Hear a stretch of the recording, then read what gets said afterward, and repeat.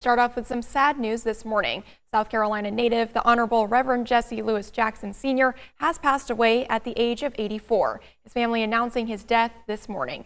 Reverend Jackson became one of the most recognizable voices of the modern civil rights era. Eric Spillman from our sister station has a look at his life and legacy. My constituency is the desperate, the damned, the disinherited, the disrespected, and the despised. Jesse Jackson, a friend to the powerless, a warrior for civil rights, and a two-time U.S. presidential candidate. Jackson effectively merged civil rights and politics, putting diversity center stage in elections nationwide.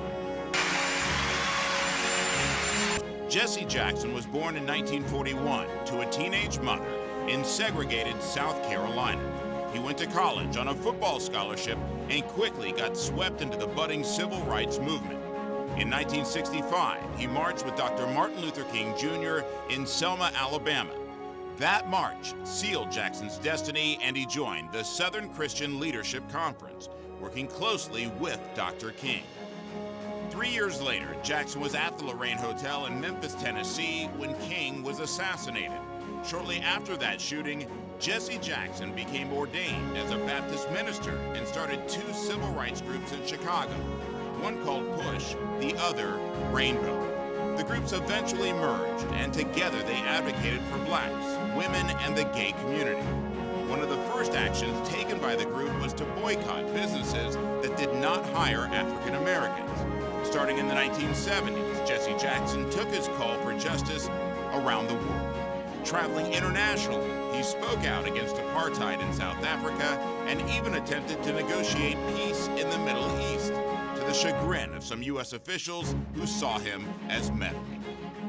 In addition to meeting with Assad in Lebanon, we met with President Faroud in Lebanon, and then the Prime Minister, and leadership of Hezbollah as well. In 1984 and again in 1988, Jesse Jackson ran for president. While neither attempt was successful, he organized and energized people in the black community, many of whom had never voted before. It's widely acknowledged that Jackson's campaigns set the stage for Barack Obama to be elected decades later. In 40 years, we went from the balcony on Lorraine Motel to the balcony of the White House. In 40 years, we never stopped fighting. In the 1990s, Jesse Jackson frequently advised President Bill Clinton on a variety of issues, and in 2000, Clinton awarded him the Presidential Medal of Freedom. In more recent years, Jackson marched and delivered eulogies for those killed as a result of racism. He frequently spoke on behalf of Trayvon Martin's family. The law itself must be challenged and changed. And was a constant presence in Minneapolis during the George Floyd murder trial. In 2017, Jackson announced he had Parkinson's disease, and in 2021, both Jackson and his wife Jacqueline were hospitalized for COVID. So I want people to get the vaccination for survival. Please get your vaccination now. While Jesse Jackson's accomplishments and controversies set him apart from other civil rights leaders, his pursuit of a better tomorrow is what defines him.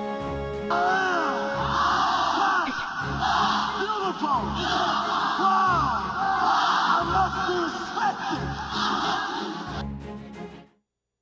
This morning, Governor Henry McMaster posting to social media saying, quote, a native son of South Carolina and an icon of the civil rights movement, the Reverend Jesse Jackson was a prominent voice in our nation's political and cultural dialogue. Peggy and I are saddened to learn of his passing. At the appropriate time, I will direct the flags over the Capitol to be lowered to honor his legacy and memory, end quote. For more information on Reverend Jackson's life and legacy, head on over to our website, counton2.com.